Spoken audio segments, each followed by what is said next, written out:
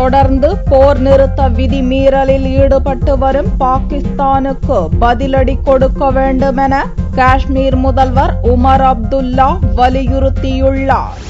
ஜம்மு காஷ்மீர் எல்லையில் உள்ள 25 இந்திய முகாம்கள் மீது கடந்த 18ஆம் தேதி ஒரே நாளில் பாகிஸ்தானிய ராணுவத்தினர் தாக்குதல் நடத்தினர். ஞாயிறு இரவிலும் 6 முகாம்கள் மீது தாக்குதல் நடந்தது.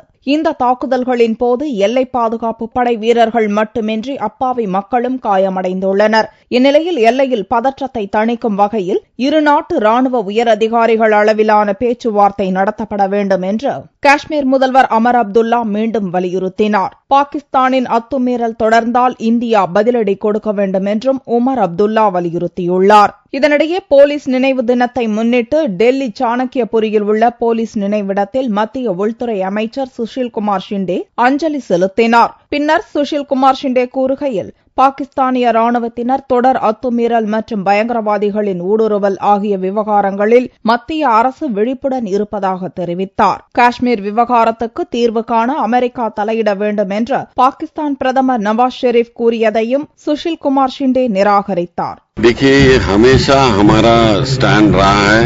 ये 2 कंट्री के बीच की बात है. तीसरी कंट्री यहाँ हिस्सा नहीं ले सकती है.